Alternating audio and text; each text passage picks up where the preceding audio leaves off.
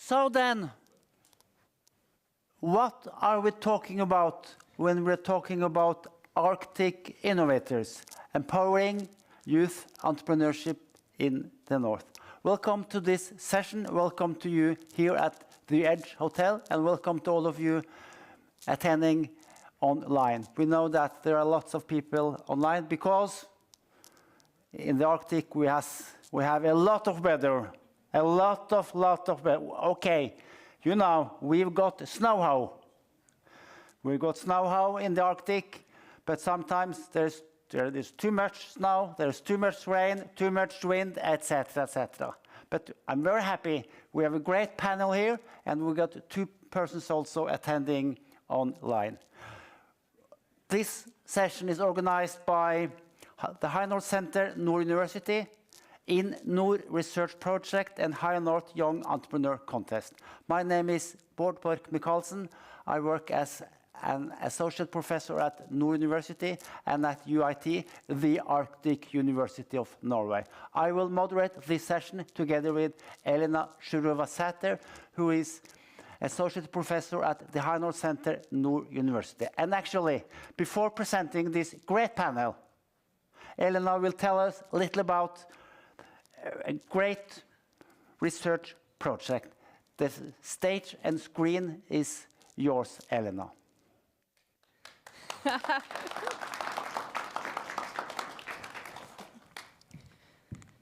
So thank you, Bård, for such a nice start. So it's my pleasure to provide some background information about why we are holding this very interesting communication event today. So the reason number 1 is a project in Nord, which is called How Can We Attract More People to Northern Norway? So North Norway provides great opportunities for development and growth, but there is a challenge, which is aging population and depopulation, especially in this very important age group between 20 and 35. So our project is supposed to tackle exactly this challenge, to create knowledge that can contribute to a better understanding of how we can attract more people to come live and work in the region. So it's a big project for 3 years, which is supported by the program Arctic 2030 and Troms County. We have lots of partners also in this project, and so we divide 3 work packages. So we approach these challenges and possible efforts to change the situation locally, nationally, and internationally. And we have several dimensions with this project. The first one is research and analysis, consisting of a master project, a PhD project. So there is a PhD position for 4 years to work exactly with these issues. And also a survey that we will run among young people in different age group to understand how young people look at their future in the Arctic region, in Northern Norway in this context.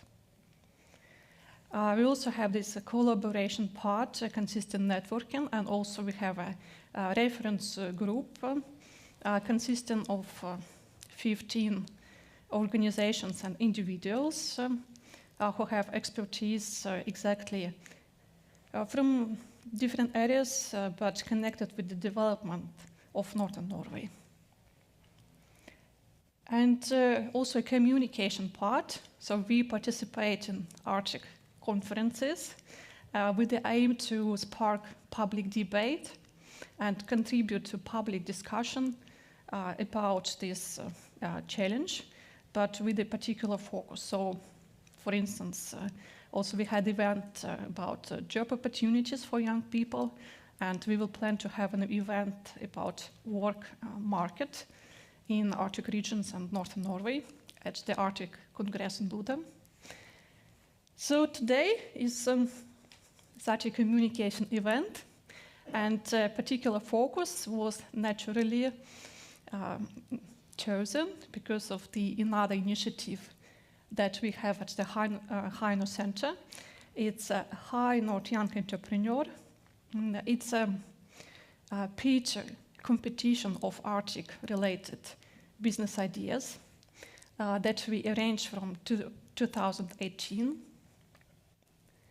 So this is a competition for young entrepreneurs and startups. And we have one of the requirements, very important, that the project should have Arctic relevance via location or business idea. And it's arranged in connection with the annual High North Dialogue Conference in Buda. We have an international jury, High North Young Entrepreneur Jury, that selects 3 best projects for the final. And then we invite these 3 best projects in Buda for the final part. There's a pitch competition for these projects. And all the people in the audience, they vote for the best project, so we select it in a democratic, transparent way. And the prize, 50,000 Norwegian crowns, is granted by Innovation Norway. So for this communication event, we focus on Arctic young entrepreneurs as the topic that we have worked with for many years. And the people who are here, these are professional people that are part of High North Young Entrepreneur Jury, and also our collaborators that somehow represent the innovative ecosystem in Arctic regions. And we also have former winners, young entrepreneurs. So 2 of the participants will join us digitally. Yes, we can start. Thank you, Elena. What she was talking about was dialogue, and this is a part of the dialogue. When we're talking about Arctic innovators, we're talking about empowering young entrepreneurs in the Arctic, because that's an important investment in the future of the region, strengthening local communities and fostering innovation. By supporting these young entrepreneurs in the Arctic, we promote self-sufficiency, incentivize young people to stay in their communities, prevent brain drain, and foster a vibrant and resilient Arctic workforce rooted in their local culture. We will today address key questions as: how is it to be a young entrepreneur in the High North? How do young entrepreneurs look at the future in the North, and what is important for them? Which challenges are they meeting? And actually, which benefits? And what can we do to support young people's business and social initiatives? So we've got a great panel with entrepreneurs. Some are also talent scouts, and in addition, we have got the researcher. The first entrepreneur is Michael Martinez. He is representing Arctic Biotech Oath, Alaska. Michael is a PhD chemistry student at the University of Alaska Fairbanks, and is an ANSEP University student. He's a co-founder and CEO of Arctic Biotech Oath. We're looking forward to hearing your story, Michael.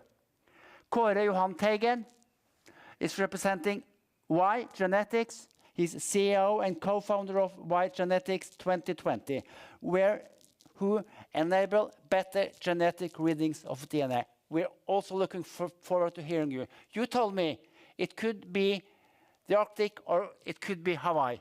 Yes. You chose the High North. We will listen to that. We've got talent scouts.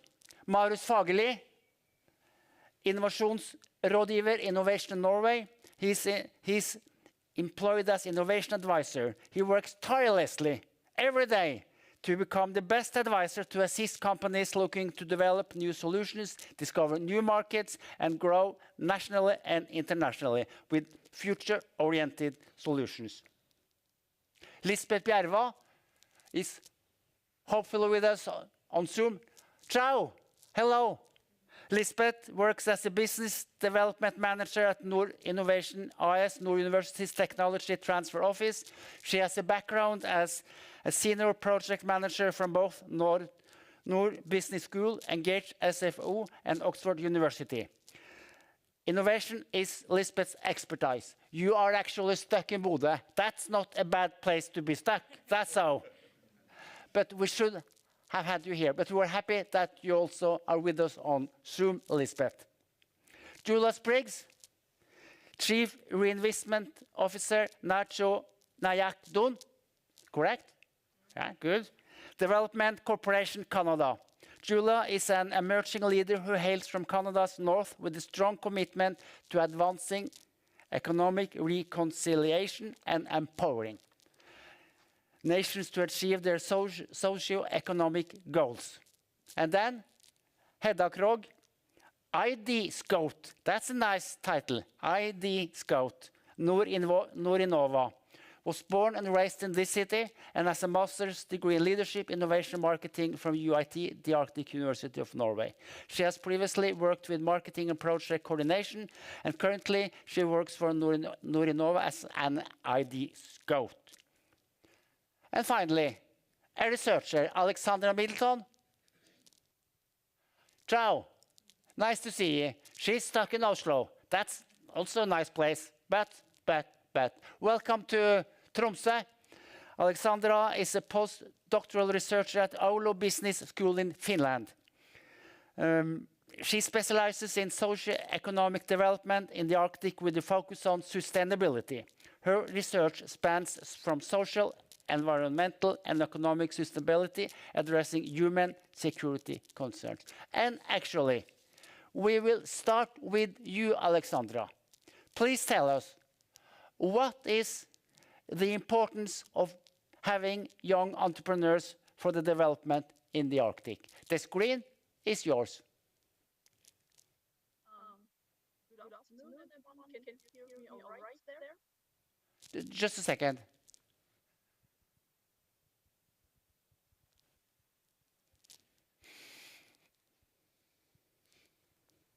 Can you tell me about the quality of the sound? I believe it's okay now. It's loud enough. It's okay. Yeah.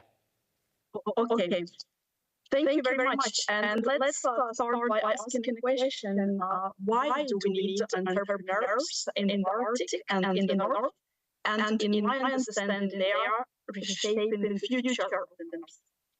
And as Elena already said, we are facing harsh reality. We have the population of the North, and even people that graduate from universities in the North, they leave to go and work in the South. So it's a huge problem. And another thing that we are facing in the North is, as I call it, a curse of natural resources, because the resources that are extracted there are not, there is no value added to the products.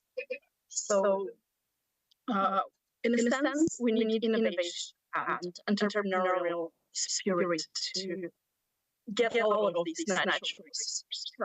And that's what the entrepreneurs are there for. And we have Alexandra, do you hear me? I believe we have there's some noise, there's some trouble with your microphone. I suggest that you try to check what might be wrong with your microphone, because we cannot actually hear you. So that we go further and come back to you. Is that okay? But don't leave us. Just have a check on your microphone. Perhaps it might be better. So then we go further to two persons telling about their story. I will ask Michael and Kåre Johan to tell about their businesses. Why, how, what now? What is important for you? What are the challenges? And of course, what are the benefits of being an entrepreneur in the Arctic? What what do you want to tell these people? We start with Michael. All right. Can you guys hear me? Yes. Perfect. All Your right. microphone is perfect. Perfect. Wonderful. Yeah. So my startup company, Arctic Biotech Oath, I helped co-found that. And thankfully, it was actually through a meeting back in 2019 when we had Dr. Frode Melenvik and Dr. Elena Seither at one of the museum events in Anchorage, and we happened to cross paths, and I learned about the High North Dialogue competition because at the time we only had a research breakthrough, pretty much showing proof that the bacteria that we're able to grow is able to pull out some of these metals of interest, these rare earth elements that are greatly needed on the global scale. And it happens around circumneutral pH, meaning almost like water. So if you filter it, you can essentially perhaps even drink it. And a cleaner method than conventional acid extraction, sulfuric, hydrochloric, nitric acid mixed mining. So from that, we decided to enter the competition. Thankfully, we got first voted by the various participants and attendees. And that was online, though. That was online, I think, back in 2020, 2021. And from then, I've graduated with my chemistry degree, and now I'm in my PhD right now. But we've gone from lab scale, we're currently scaling up at the moment, into a scale-up room. So that should be about 18 5-gallon containers being able to process about 36 kilograms of ore per 7 to 14 days, and as well as getting about a 2 to 5 kilogram dry mixed metal product at the end of that duration. So with that, we're trying to address the global need where on the U.S. side, we have about 500,000 abandoned U.S. mines. And these are a variety of mines, whether it be from historic coal, different ones, whether it be from copper, gold, silver mining. And a lot of these areas have contaminant sources that are leaching into some of the clean drinking water areas. So if no one's addressing that, who else is going to do it? So hopefully we'll be able to start expanding into the actual mine site fields here within the next couple of years. And on the other side of that, the need for rare earths, we see that for almost every aspect of technology and also modern amenities. For example, in some of the diesel fuel trucks, so transport, people need food, people need access to different devices and goods at their stores, right? So cerium oxide is used as an additive to some of the diesel fuels within the transport systems in the US. In addition, cancer treatment, I think I saw a talk in a couple other rooms talking about some of the cancer treatments here for the EU. But also for cancer treatments, if you have loved ones that are going through cancer treatment, yttrium is used, yttrium-90 from some of the other biotech companies, as well as thulium and holmium and some of the laser products in the hospital settings. So with a lot of that being shown that there's a need, we try to propose that we're able to address from a biotechnology perspective, that we can get into the remediation side, but also into the extraction and separation. So trying to address and get into the value-added steps, which will eventually hopefully bring more profit. I think I'll just start with that intro, and then we can go back and forth. Thank you. And when Kåre Johan has spoken, the panel and you will be invited to give comments or ask these two guys questions. But Kåre Johan first, what's your story? So every life starts with death. And my co-founder was from Finnmark. One of his relatives died. And in his fortune, he wrote his inherited to my co-founder, Petter Johansen. My co-founder was able to get a scholarship in Hawaii, where he worked as a volunteer at the Hawaiian University for biology. He spent 10 years in Hawaii, being able to live from the heritage he got from his relative. During the stay, he could do whatever he wanted with access to the research facilities in Hawaii. His dedication was plant biology, and he discovered a plant with a lot of medical abilities. But he wanted to increase the potency of these plants by breeding the plant with more of this right chemical structure. And to accomplish this, he needed to extract the DNA, analyze the DNA, and selecting the plant with the highest genetic profile of the right chemical potency. But what he discovered was the current method to extract DNA from plants, fungi, and bacteria expose the DNA to damaging enzymes. The enzymes attacks and fractures the DNA, resulting in few samples being readable and with poor quality. This is something that's increasing the cost, time, and difficulty laboratories need to successfully extract DNA. So, to overcome this problem, he started to send emails to those professors at the university. Why can't I do this? What is this happening? And for every email, he got a new lead. And for every lead, he read a new book. And with this work, he started to work systematically to a chemical solution which started to isolate another chemical compound, and in the end, he had a buffer. And this was a very unique buffer because this buffer has the ability to isolate the DNA against the damaging enzyme. When you are isolating the DNA, you're going to keep the DNA intact and pure to better read it and analyze it. So he was saying, oh, this is really interesting, but probably someone else would do the same. But nobody else did the same. So we started to have a conversation with investor. Hey, I have this interesting idea. Would you like to invest it and commercialize it? But he realized the investor in America, well, he might met the wrong one because he didn't like their attitude. They was asking for a lot and wouldn't deliver anything back. So eventually he ran out of money and needed to go back to Tromsø. So he continued his study in molecular biology and also continue another bachelor degree in innovation. And that's where we met. Before I met Petter, I have been working in aquaculture. And I have read too much Donald Duck as a child and was inspired by the entrepreneurial spirit of Donald Duck and Uncle Scrooge and all the guys going around making new venture. And I was thinking, I see so much opportunity here in my village when it comes to making new companies. I just need to have some more knowledge to know how to make a business of it. So I went to business school to study and trying to learn to make business of all those opportunity I was seeing in my village. And Petters was looking to form a team, and he was looking at me and I was like, this naive guy have no limit to the type of people he's going to talk to and connect to. I need him in my team. So he invited me in the team, and we are still trying to commercialize this product. The product is ready, it's tested on over 70 different plant species. It's just need a patent. We have got some significant funding for Innovation Norway. The young entrepreneur helped us a lot. We needed to pay a lot of taxes after we have spent a lot of money on our company. So first we spend our own pocket money on the company, and then we pay taxes. So after we got the young entrepreneur 50,000 kroner, we paid 45,000 in taxes the next week. So yes, it saved our company. Thanks a lot. Before letting the panel and you get the word, just one takeaway message already.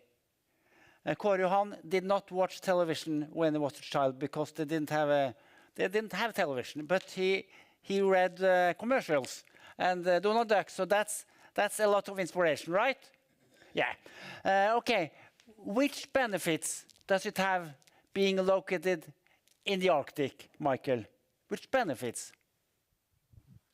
All right. So I guess I would say one major benefit is being that we are in a unique region that hasn't fully been, how you can say, pretty much taken over in a way that is very industrialized, especially for Alaska.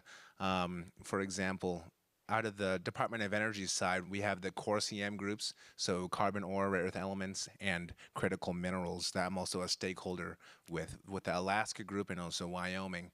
But with that, Alaska, with the UAF group and UAA being in partnership with that, there's only one DOE CORSIEM region project there. So your company must be in Alaska, or could it have been located everywhere? So for being with the rare earth elements and finding that there's a lot of potential and untapped potential within the Arctic region, Alaska was the most strategic place to be. And I think there's one quote from somewhere in the museum back in Anchorage that says, Alaska is one of the most strategic points in the world because it has both access to the Arctic as well as to the continental United States. Yeah. And what is the biggest challenge? What kind of problems do you have because you're in Alaska? Yeah, so I would say one of the biggest challenges, but that we're also finding current solutions to, is an active labor force. So for us to gather a team, we had to hire and get folks out from the East Coast. These are chemical processing engineers, folks with a background in geomicrochemistry, geomicrobiology also. Do they live in Alaska or do they live at the East Coast? So they were from the East Coast, but they love the project so much. They love the idea for the green sustainable use of bacteria to do some of the biomining. So we ended up having them move to Alaska. So they moved from New York City and Boston to Alaska. Exactly. That's great. Exactly. That's great. What about your company, Kåre Johan? You told me that it was Hawaii or Tromsø. Why Tromsø? So why Tromsø? My co-founder ran out of money and needed to move back home. So that's why.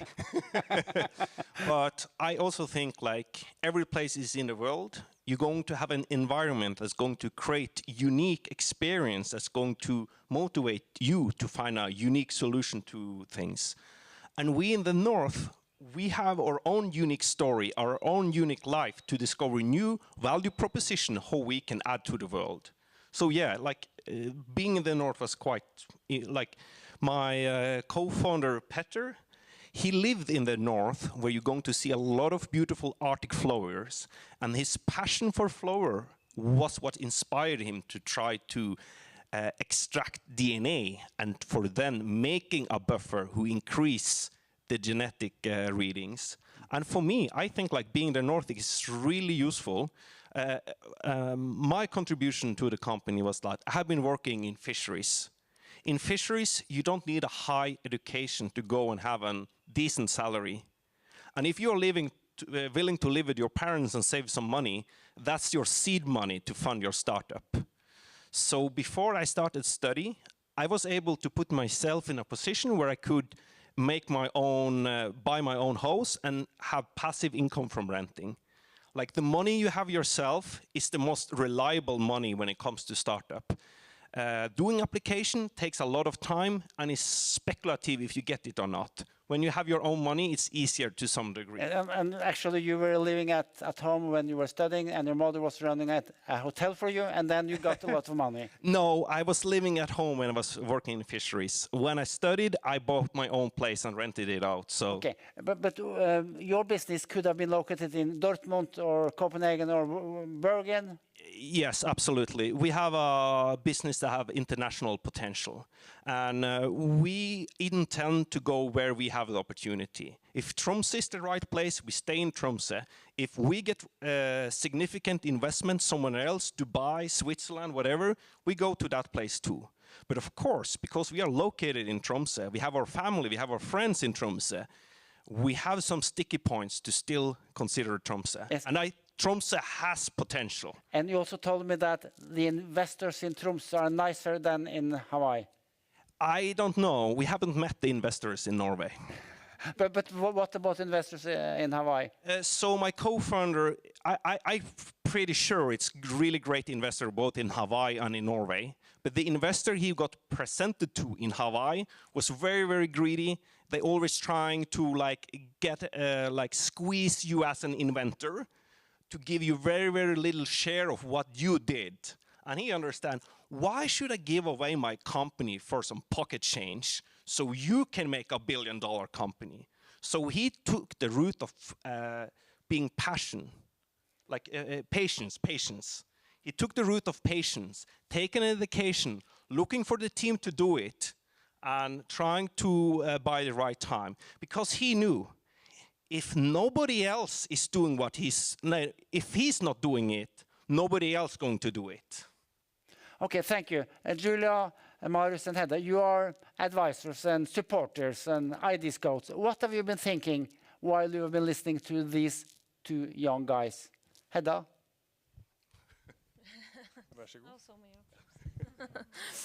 No, it's really interesting to hear their story and especially reasonings behind why establish a company in the Arctic. Because I think a lot of people, both old and young people, they see a lot of challenges here, if it's climate or investors or network. But I think they mentioned some good possibilities about it, why establish your company and why bring people to the Arctic as well, because we need more people to be working here and to help us build these teams.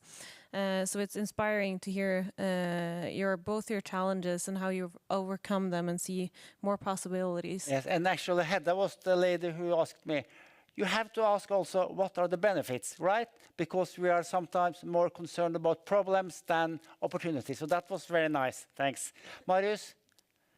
Yeah, well, I love getting stories like this. This is what I do at job, at work. So, as an innovation advisor, I kind of help businesses with strategic development projects, and I hear a lot of stories like this every day.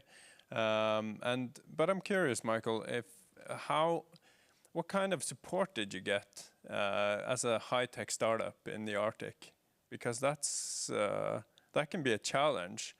And let me elaborate a little bit, because it's one thing that you have the vision for your idea and a business idea, but the next part is getting the correct team and then getting hold of capital, and that can be challenging, but you solved it kind of elegantly. So can you say a little bit about how you kind of got support from the community and maybe the university and the private sector? And Yeah, that's a great point to bring up. I guess on the education side and getting involved with the University of Alaska Anchorage and the University of Alaska Fairbanks are a big group to have helped push us in that way of supporting research, as well as the ANSET program, Alaska Native Science and Engineering program. Quite a bit of my peers who serve in the different areas of advanced technologies, Department of Energy, Department of Defense, have come from that program. But I would say mostly in the beginning, quite a bit of the funding comes from the U.S. Department of Energy, Office of Naval Research, some of the infrastructure bill funding that was from the U.S. that got spread to the different states. So Alaska got some of that and transferred some of that, I guess, to some of our group in research. As for some of the major, some of the smaller grants, and I think one of them came from the Footprint Coalition. I think that's led by Robert Downey Jr. down in L.A., as a couple other groups. And some other different scholarships and grants also have helped with that. But mostly now we're kind of in the preparation phase. I like what Kata said about having the patience. So we're doing what we can now with the funding that we have, so that when we're ready, we're preparing for some of the SBIR stuff. Before, I think we've applied to one, we got denied. But I think in the springtime, now that we have our ducks in a row, we have everything ready, we have our scale up going, we have our different group and team members, we'll definitely have an access point to some of the larger companies in aerospace or in other areas that need and depend on rare earths to get some of those grants going. yeah, but like, because that was like the grants and like the pure funding. But did you get like some sort of advisory services? Did you get support like business development wise? How was that environment for you? Yeah, so quite a bit of that. We've gotten a new group out of University of Alaska Fairbanks, so Center ICE, that's led by Dr. Peter Weebley. I think he's originally from the UK. So we have that group helping us quite a bit, as well as Magali Eaton. So with that group, they're able to provide advising, some of the innovation group background. So some of them have lawyer experience, innovation and transfer technology, IP and trade secrets also. So a lot of that, especially for new groups or organizations, you need to be aware of the whole system of your technology, you're growing it, where are you going to grow it out of, your university partnership. Our board of regents are pretty supportive of what we're doing. And then also investors and other conferences. So quite a bit of the groups that have come to us, whether they be investment capital or private investors, we've actually told them to wait until we are ready to go back to them. Yeah. Yeah. Yeah, because Okay. because this is kind of interesting for me, and hopefully for you as well. Because coming back to the benefits for Hedda, or the question of benefits, when being an innovator or an entrepreneur in the Arctic area means that you don't have the benefit of the multiplicatory effect of people. Because when you have a lot of people, like in the cities, things happen, magic happens when people come together. But up north, there's fewer people. There's more like space in between. So the gems that actually come up with good ideas, we have to like nourish them and build. So you say it's fewer people, less magic. Yeah, but we also have to build like communities around that and support them in a whole nother way. And when they start to succeed, they become really visible because there are not so many of them. And that's that can be a benefit as well, because it's much easier to succeed when everybody's cheering for you. So it's kind of a two-sided thing where you both have the downside but also the benefit of being so scarce. Yeah. Yeah, fine, thank you. Julia, these two people, they're coming from Alaska, United States, Norway, Europe. You're coming from the very, very high north of Canada. What are your reflections on these stories? Yeah, thank you. It's very exciting to hear these stories, and my time here in Norway, it's very evident how different the world I work in is from this Arctic. Our communities are very small, very far apart. We're facing very complex issues, food insecurity, housing insecurity. And a lot of the time in our region, when we see innovation initiatives, it's from the south, and they try to include what we call the communities. But when those things are created by the South, they never can truly be for the communities. And I want, listening to these stories and feeling so inspired by all that at this panel, at this conference, and in the Emerging Leaders program, I just think of how can we create mentorship clusters, exactly to what you're saying, and to, as soon as there is any young person with an idea, how do we wrap around that, and how do we create these mentorship clusters that are along latitude and not down from north to south? Because I think another issue we see in our young people is they don't see themselves in the how we define entrepreneurship or innovation. They don't see themselves in it because they don't see Northerners in it. And so how can we share that around and inspire that? So what you suggest is a high north mentor cluster. Yeah, I think development in the communication systems that go around latitude, instead of in Canada, because of industry, the transportation routes generally run north to south. Even across Canada, we don't have much cross collaboration across the territories and in the north. Yeah. It all runs this way. So you could discuss methods and ideas with Marius and Hedda. And Lisbeth, are you there? I'm here, yes. Hi. You've been listening to these two young guys. What have you been thinking? First of all, I think it's very, I love hearing the passion they have for their ideas, and, seeing young entrepreneurs that's so passionate and sharing their story.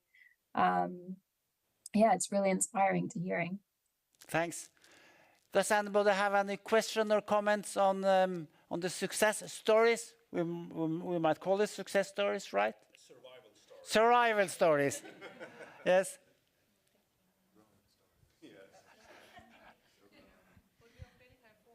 Yeah. Hi, I'm Sarah. I'm actually Julia's colleague. So, as Julia touched upon, we live in a very different north. And I think the thing that really struck me about your story is how you were just able to buy a house as a young person. I'm hearing laughter. Our young entrepreneurs are trying to find their basic necessities of survival before they can invest in entrepreneurship. So I'm just curious about, within this context, what do you think the role is with with public investment and programs like this that are providing funding when seed money doesn't exist, when ideas might exist and capacity and knowledge, but that some would argue the privilege to have that money to invest doesn't happen in the context of the community. So what you ask is there any, what about money from the state? Or from the role of government? public and institutional funding into these programs. So, as I say, I trust my own money more than I trust getting money from public institution. We got some money from public institution, which helps us a lot. With the money from Innovation Norway, we was able to recreate the buffer and again starting to have a supply and starting continued testing.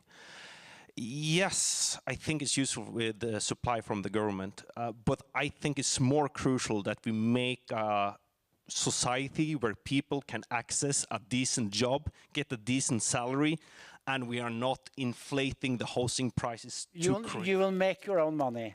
I would say it's really, you're very, very lucky if you get the money from the government and program. You probably need to be connected. You need to be able to have a communication that's good to convince them. Like for me, like a hillbilly with lack of communication to explain what's a DNA extraction, how it's going to improve the society. Having my own money was what saved us. So I say, make a society where don't inflate the housing prices so youth need to work all their life trying to get an overpriced house. Move to the village, because in the village you can actually buy a cheaper house and live with your mama and work in fisheries. Thank you. Did you get money from the government or somebody, Michael? Yeah, so I was saying with these different programs, I don't know how it is in Canada, but with some of the university systems in the US, we have some of these programs such as the National Science Foundation Innovation Corps. There's various programs with Department of Energy, Department of Defense also, if these technology or innovation from the university side. But I totally understand, especially from the research side, when I was going through undergrad, having to work a couple different jobs, but also the scholarship side, and then also having to be in the laboratory. And it feels you're working all the time, from morning to night, whether it be holidays, evenings, birthdays, and other days. But for that, I think most of that solution would probably be kind of like what we have in Alaska. If you want to look up the ANSET program, we have that helps quite a bit. And that's also going to be one of the solutions to the North in Alaska within the next coming years, helping fund students from kindergarten all the way to PhD and making sure that they're able to get their hands-on experience to different technologies, engineering, chemistry, biology, natural sciences, but also making sure that there's scholarship and also funding from I think the state and the government that's kind of going towards that. So that requires proposals, but also initiatives. Thanks, Julia. Yeah, I'm just curious about that program, and I know there's a lot of, or there is funding dollars out there for education, but what I'm seeing in my experience is that we're forcing Indigenous youth to choose between culture and education because all that education is in the South. And so you're ripping them out of their communities. And yeah. Yes, you'll tell more about afterwards, because in your community there are no universities. No. And Marius has got a lot of money, and he'll tell about it afterwards. Yeah. Another question?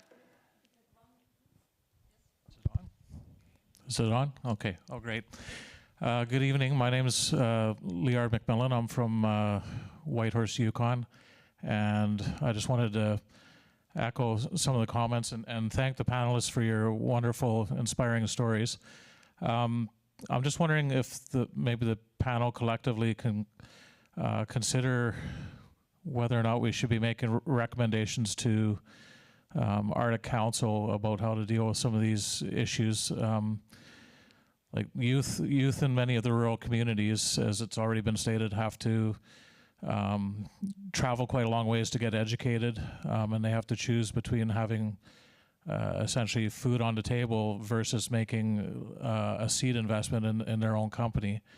And I'm just wondering how we could collaborate within the North to address like the brain drain issue. Like a lot of our young people have to leave their communities and head south to get a decent education. So what kind of recommendations could be made? And like from an industry perspective, what types of best practices would you recommend to industry for dealing with our rural communities? Thanks, Michael. And Mike, and you will answer later. Michael, short answer from you.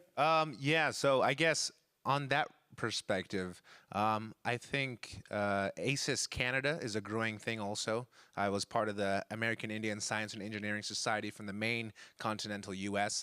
That group is very big. Apple goes there to recruit. Boeing, a bunch of other aerospace companies also. We usually have, I think, whether it be 5,000 to 10,000 attendees, I believe, in these different conferences. And ACES Canada might be one to look at that definitely has the same connection to the US, but also the potential to grow. Thanks. And a short answer from Kåre. I think we live in two different realities, as from Northern Norway compared to Alaska and Canada. In Northern Norway, where I live, in a remote village of 100 people, there is a lot of job opportunity in fisheries, in farming and everything. As it's very normal from my age group that people just did the basic education and then went into a high-paying job in fishery and everything. So I need to put myself more into the situation, trying to understand what is different from my situation compared to your situation. Yeah. And actually, as Julia points out, there's not one Arctic. What actually happens at most conferences in the higher north of Norway is how do we get people? We've got everything, but we've not got people. So we've got money, jobs, houses, but not people. So that's the question in Norway. That's another question in Alaska and in Canada, I believe. We've got one question here. Thank you, guys. This is so interesting. I have a question for Kåre. Yeah. I thought it was, I got curious when you said that you hadn't met the investors or you hadn't been successful here in Northern Norway yet. So do you mind telling us a bit about what efforts you've made and what's your impression of or thoughts around that whole process of securing funding here? Yes, we was part of Arctic Accelerator. I think it was too early we benefited a lot when it comes to drilling. Arctic Accelerator is a program. Yeah, it's a program, yes, correct. We got a lot of good experience when it comes to drilling the business solution. But we was not ready to present it. The product have been ready since 2005, but we lack the capacity to communicate it efficient. Yes, there were investors who were there, but we never got a serious opportunity to present them front to front. We was part of Arctic Investment Day, but there was just a lot of people walking through and never a serious conversation about investment. Yes, we have met investors from Norway, but never had a serious conversation. I think it's because we haven't been able to communicate the impact about what we're doing. We have been too trying to dump it down. We think the potential of genetic reading, it might be too small. But now we're starting to understand when we travel abroad and presenting it for researchers abroad, they really understand what this can do for genetic readings. Thanks. The last question.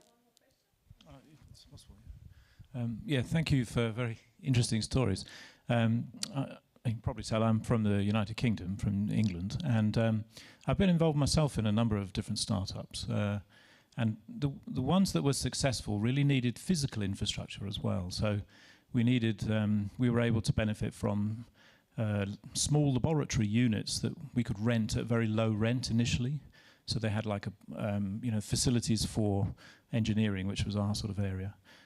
Do you have that kind of physical infrastructure in a place like Tromsø, where a small company can rent a suitable unit for engineering or biotech? Or I believe that's a question for Hedda, right? Yes, you can answer it now. I'm not going to get too much into what I do then too soon, but I work in a company where we work with startups, early phase startups, and we do actually rent out office spaces. And our offices are located in what we call a research science park, where there are other opportunities to rent spaces for that, also connected to the University of Tromsø. So there are opportunities there. And in every city and town in the northern part of Norway, there are such places, I believe, right, Bodø? Right, Marius? Yeah, because in Norway we have SIVA, which is a governmental agency, and they have this program called Catapult, which is setting up high-tech laboratories for a specific sector, and you can actually rent some test facilities or competency. So that's some of the programs we have for that exact demand. Yeah. Thanks a lot. Alexandra is back, and you should have been the first speaker, but actually you'll be the last speaker. So when before finishing, I will ask you to tell us why has this discussion been important. But first, we will have some words from the supporters. How do you support entrepreneurship? We begin in Canada, Julia. Yeah, I think for me and in my work, it's been really working to meet our youth in our communities where they're at, letting them tell us what their needs are, and wrapping around them and getting those needs met. I feel we're experiencing a shift in our young people's interest from like typical business ventures into more social change ventures. And I think that leads me to think that we need to start redefining and expanding our definition of value of like entrepreneurship, because I've seen it. I'm starting to see that when you throw that word into community, it doesn't resonate anymore. And so how are we defining value in a way that reflects the virtues of our communities? I think there's a lot of breaking down barriers that needs to be done, especially for our northern communities. You can provide funds, but that's assuming that someone has access to a computer, can write a grant application, and on and on and on. So how are we breaking down those barriers at every single step, and encouraging and making those connections? Maybe like I see it start to change. I've seen it where you can make applications in different ways, like through voice, through Facebook message. Your communities are a part of the indigenous part of Canada, right? Yeah, I would like in the Canadian North, a large percentage of our populations are indigenous. Do you see hope? Do I see hope? Of course. Yeah. Absolutely. Tell about that. So I find that overwhelming. Yeah, I think there is hope. I think we need to get out of the way. The systems we have need to be restructured. The way that we approach young people needs to be reevaluated. I think we often say we want to hear from them, but then we just, use their brains to extract their ideas, and we don't involve them along the way in an empowering way. But there's a brain drain from your part of Canada to the south, right? Yeah, absolutely. And your contribution, is it motivation or organizing or supporting or money?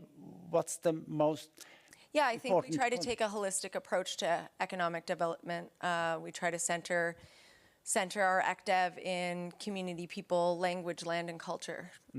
I think you can spend all the time in the world creating jobs, creating economic activity, creating all these funds, but if our people aren't well enough to access it, then it's a waste of time. Yes, and you told us that in this part of Canada there are no universities.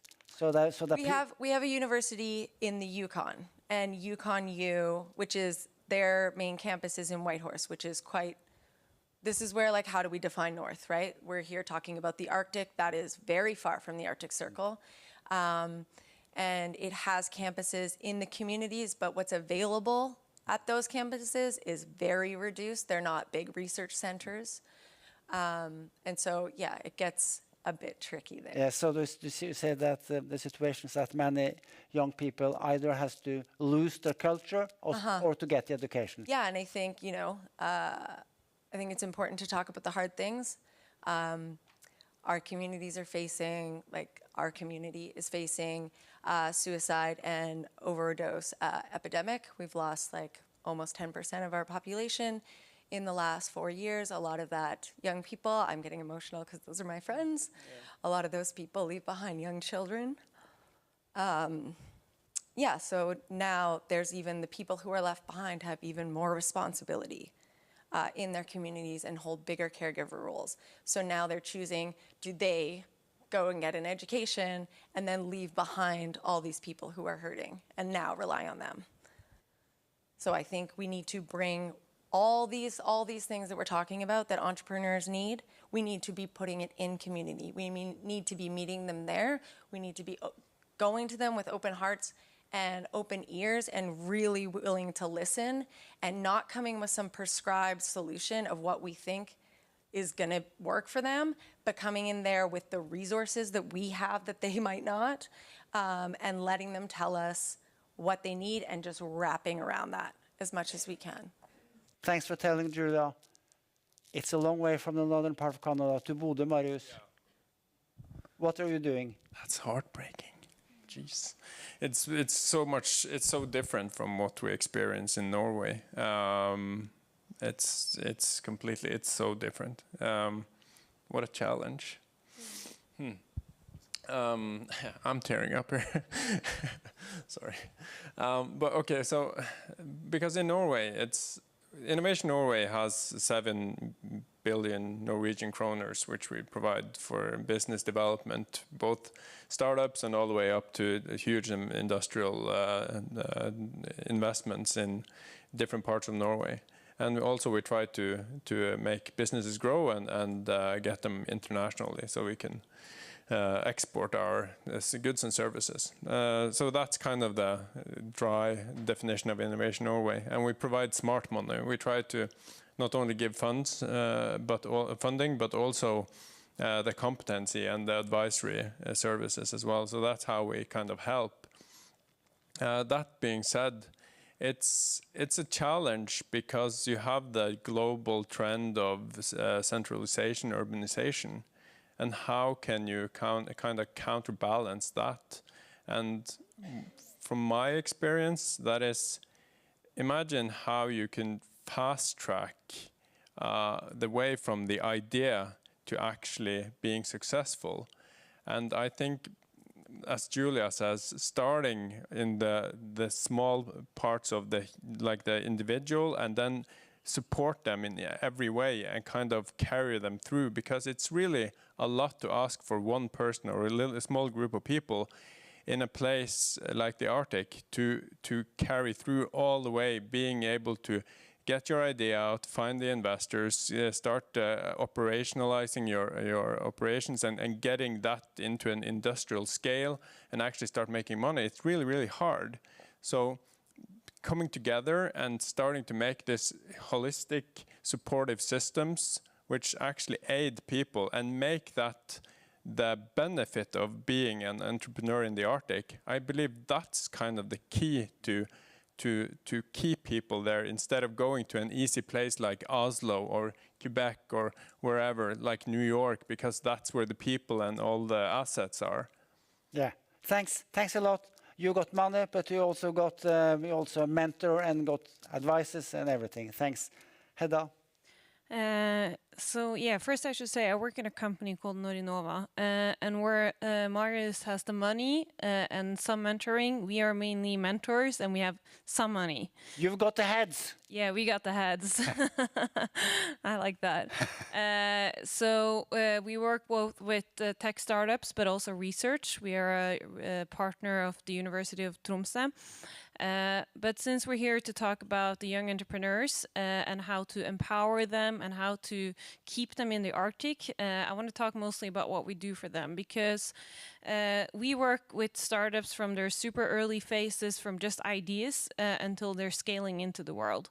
And we have a program called Arctic Ignite, which is actually funded by the Norwegian Ministry of Ignite. Arctic Ignite, not to confuse with Arctic Accelerator that Kåre was talking about, because everything here is called something with Arctic.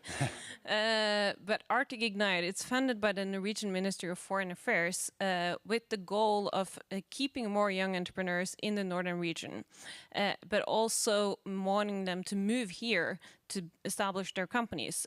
So what we do is that we give finances. We have some money we give to these young entrepreneurs, but we also help them with our mentorship and the network we have in this region. And what we actually see, we've been doing this for 2 years now, and each year we help 10 companies, but we have had almost 80 applicants for 2 years wanting to be a part of this program. And these are all young entrepreneurs, both in the northern part, but also from other parts of Norway, who wants to come here and establish their companies because they see the possibilities here. Because we need these programs and this support system. We need Innovation Norway, and we need us as business incubators helping them. And that's what we're trying to do now.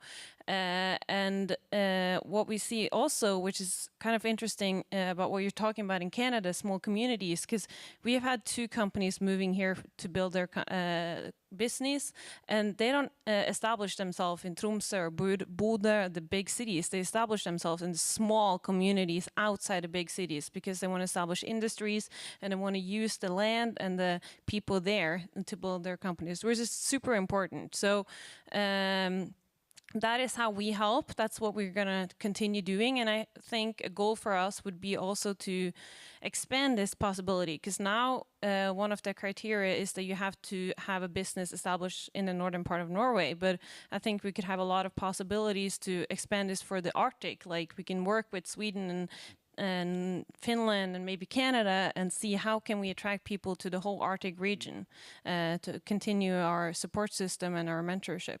Thanks a lot. Elizabeth, just a second, just a small commercial break. You were saying that everything is starting with Arctic. Not High North Center is the organizer of this event. The High North Center also has the High North Dialogue, which is a conference each spring in Bodø. And we've got the High North News, which is a newspaper in Norwegian and English about High North. That's Arctic things. Then, Lisbeth, what do you do? Thank you. So since I work as a business developer in a technology transfer office, that means we're owned by Norway University. So we work with all the research that comes out of either the university or Nordland Hospital or the local research park. And we try to help these ideas, turning them into reality. And what that means is that we work with researchers or scientists who has some sort of idea that can be commercialized. We use the same as Hedda said, we meet them at the idea stage, really early on, pre-seed stage, and we sort of try to launch them through this whole entrepreneurial journey. We help them with everything except the research. We say that our expertise is the business side of it, and their expertise is the science. So that in practice, we help them with everything from establishing what type of business model should they have. Should it be a spin out or a license, maybe? We'll also help with IP and patents, so intellectual property, establishing who actually owns it. And applying for patents. And very important to mention here that we always tell them not to publish, because then we can't apply for a patent. And we also help with funding. So it's been mentioned a lot of, writing application for public grants and stuff. We actually help with that. We will sit down and actually help writing the application. So hopefully it goes through.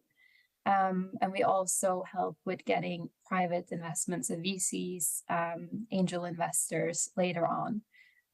But yeah, what our goal is that the research that comes out of these institutions actually goes in benefit of wider society. Thanks a lot. Does it help?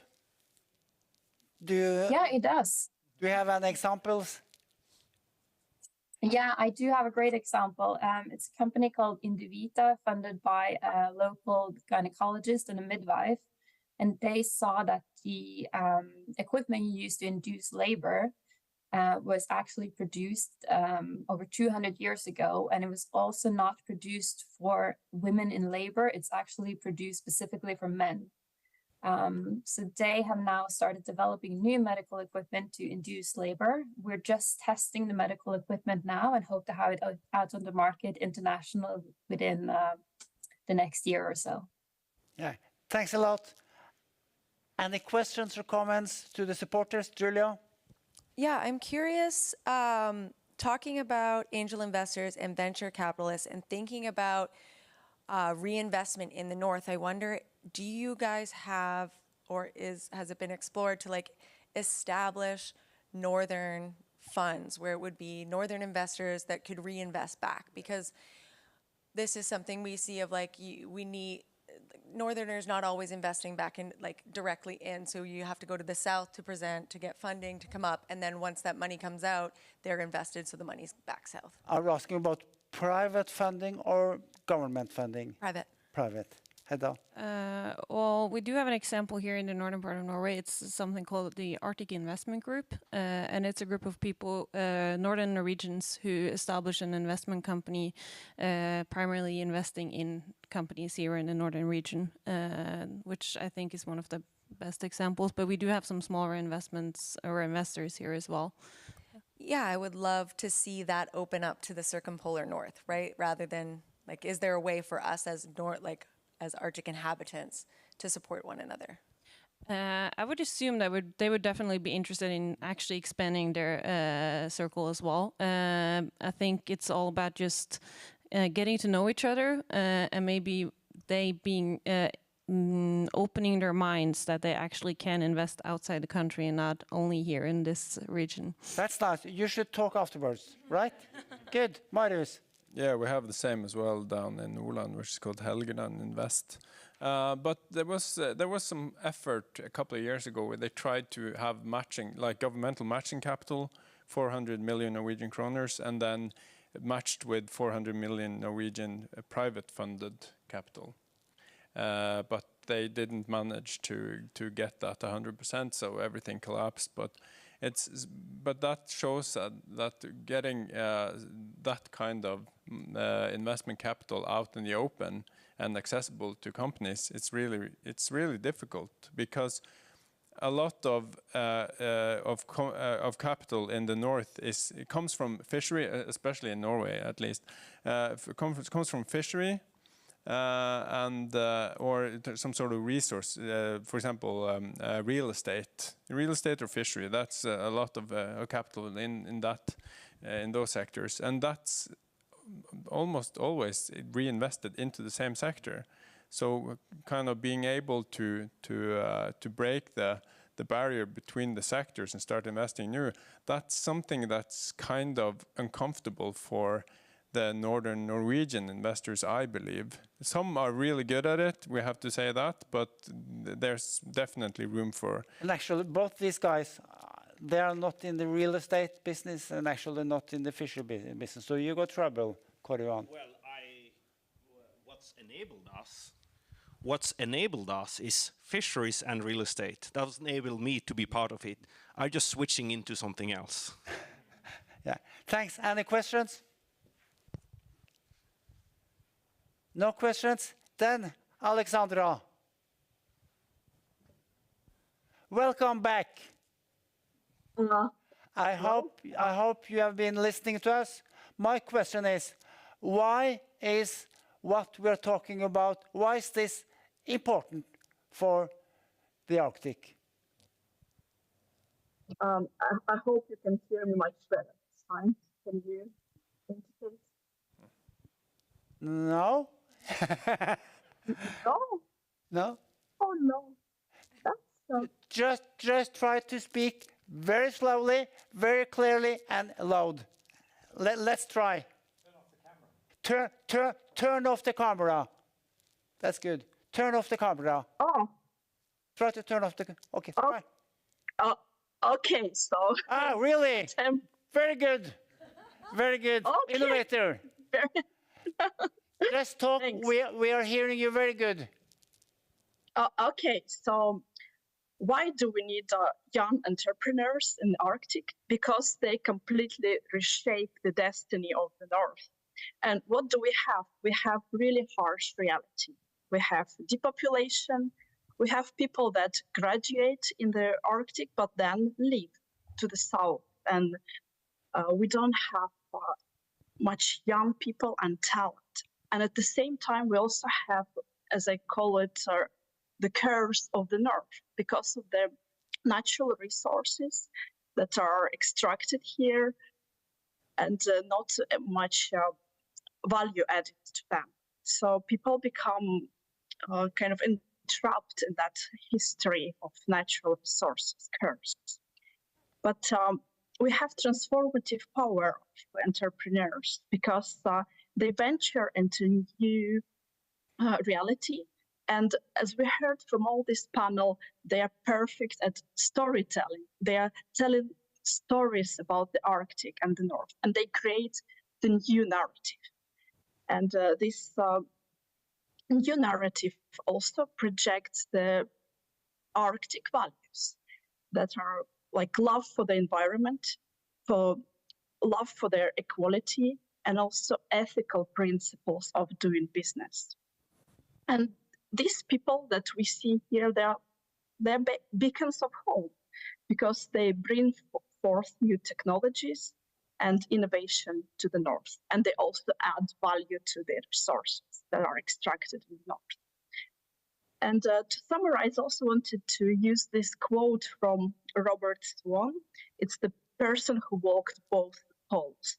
And he says that the greatest threat to our planet is the belief that someone else will save it.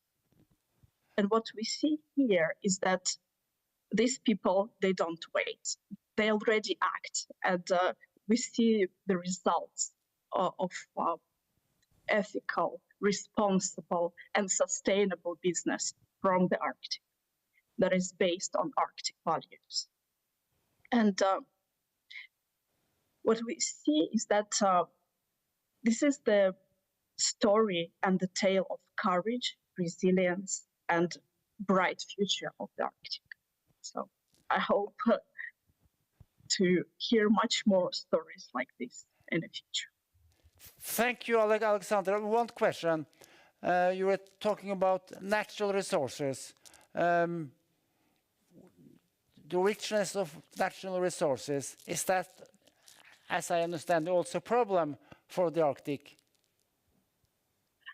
Yes, because if too much natural resources is extracted, from the Arctic, like oil and gas, timber, and unregulated fisheries, then it becomes a curse if we don't bring innovative technologies and we don't bring sustainable and responsible business to the Arctic. That's the new generation actually really thrives on and lives by such principles. Thank you. If I understand you correctly, what we actually was talking about, Kåre has trouble getting investors because all the money in Norway, the northern part of Norway, is going to fisheries and real estate.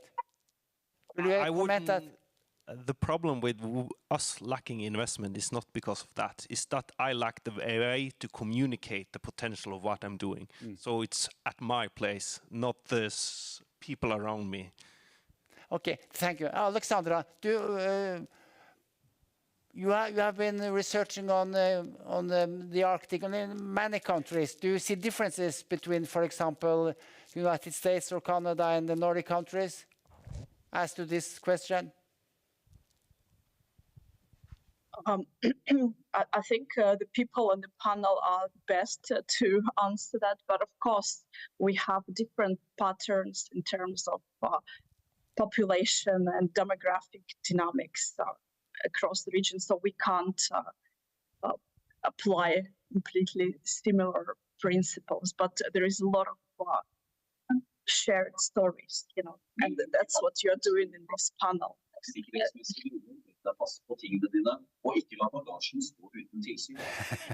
Thanks a lot, Alexandra. I believe she's in an airport, right? Okay, we must round up. All the panelists will get the last comment, but the last comment from you, Kåre Johan, and you, Michael, you shall answer this question. Describe the nice story when you're coming back to Arctic Frontiers 2034 in 10 years. Tell me the nice story about what has been happening from 2024 till 2034. Kåre Johan. So, the next time in the future where we meet, I want to see the impact, what better genetic reading can do for food security in the world. In 1970, Norman Borlaug received the Nobel Prize for Peace for breeding a grain that was able to feed the Mexican population much more easier. The Green Revolution. Yes, the Green Revolution. My ambition is that I will come back to Arctic Frontiers and we will waiting for the Nobel Prize for the next Green Revolution, the second Green Revolution. I think that's a great dream. Welcome back. Michael? I like the enthusiasm, and definitely. I think in 10 years from now, we'll be scaled, most likely.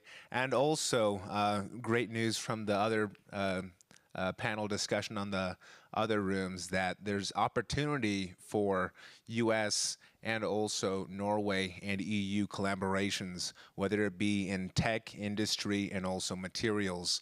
So if we're able to provide the rare earths and the value-added products, hopefully some of that can make its way over here as well.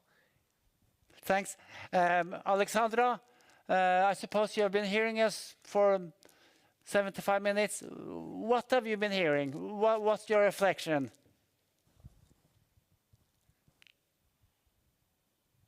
No.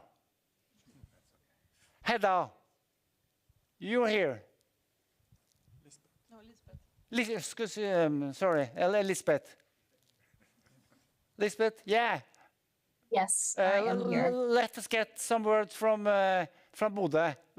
What's your closing remark for us? Okay, I think there is a lot of hope for Arctic entrepreneurship. I think what we need to be better at, if we can focus about that, is actually sharing experiences as we do now. Even as we have been seeing, we live in different realities. You know, the Arctic isn't just the Arctic, but I think getting together, getting people from different regions, Canada, you know, the US, Norway, Finland, you know, getting us together and actually talking is a huge benefit. But there's not a lot of places where we can actually do it. So we need more scenes like this where we can actually get together in a room and discuss. I think that's a way to go forward and actually grow. And I think if we're talking about supporting Arctic entrepreneurs, that's the way to go forward as well. We need more scenes where we can talk together and share experiences. If I can say one more thing, I think I love the passion from the entrepreneurs we have here, and I just want to wish them good luck on their journey. And I really look forward to hearing your stories in 10 years from now. Thanks, Hedda. And actually, as to cooperation, Julia has suggested Arctic Mentor Cluster. So you, Hedda, also should get in touch with Julia later. Hedda? Yeah. The word is sorry, Lisbeth, Hedda. So I'm very sorry. Lisbeth, thanks. Hedda, the floor is yours. Well, yeah, there's a lot of great stories here, and I kind of want to just continue on what Lisbeth was saying about sharing experiences. But I also think something that's important is called good collaborations. And I think here we're pretty good at it. We can probably still get better at it. I mentioned that we are supported by the Norwegian Minister of Foreign Affairs, but we do have a lot of collaborators in our network that we work a lot. We work a lot with. We work a lot with Innovation Norway. We work a lot with the local banks, Sparebanken Nord-Norge and DNB. They're big supporters of our work, as well as the municipality and the county, the university. And we see that when we can come together and we can use our resources both money, but also our mentorship and our experiences, we can actually make a difference happen. But I also think in connection to that, maybe we also need to get better at listening to the actual entrepreneurs and hearing more of their challenges and how we can get better at actually offering them what they actually need. And hearing the stories from other communities, people who live in a different world, but still in the Arctic. So we can continue with the good collaborations, sharing our stories, and trying to get even better at helping each other. Thanks, Marius.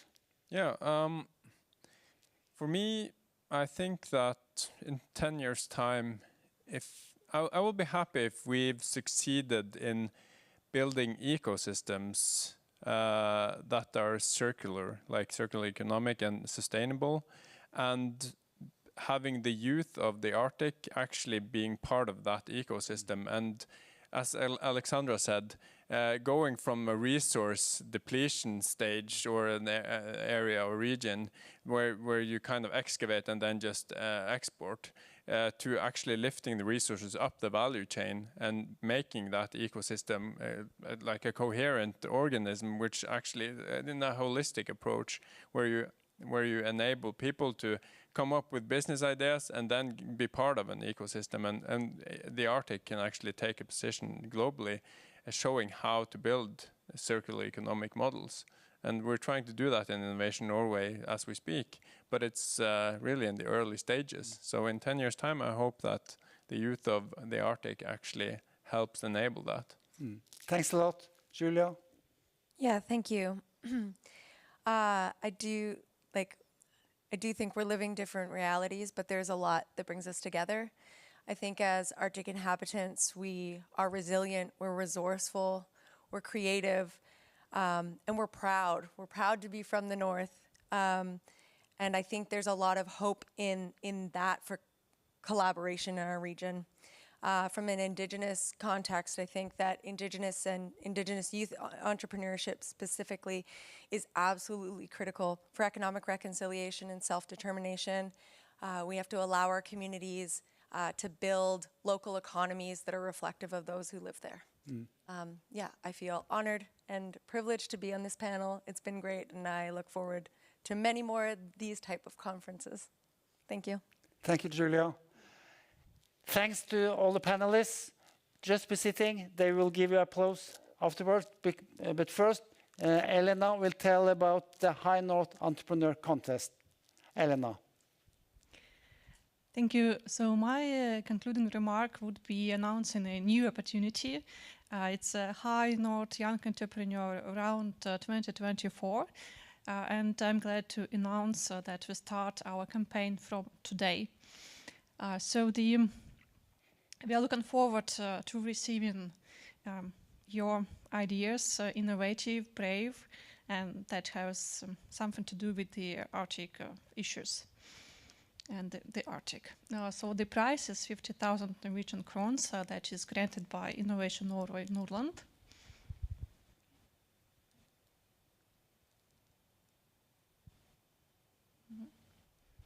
So both organizations and individuals are eligible to apply, and this can be, for instance, a student with no organization at all, just a pure business idea. So they are very much welcome. The most important that this idea has a relevance to the Arctic, and this first by location. So we accept all projects from northern areas, but this can be a project originated in the south. If we see the clear relevance, for instance, it contributes to Arctic communities or Arctic environment, or helps to meet some specific Arctic challenge.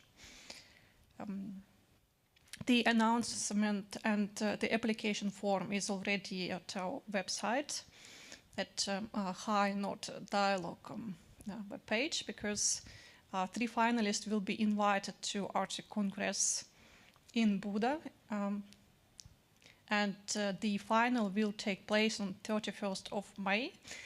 This time Arctic Congress will unite 3 large conferences, so we expect a great happening in Buda. more than 2,000 participants. So this will be also a great promotional opportunity for these three finalists. So otherwise, you're much welcome. Yeah, and if you have ideas to apply or spread this information. And if you have any questions, please reach out to me via email or maybe chat afterwards. So thank you, and thank you for all the panel participants. I think it was fantastic. Thank you very much. Have a nice evening.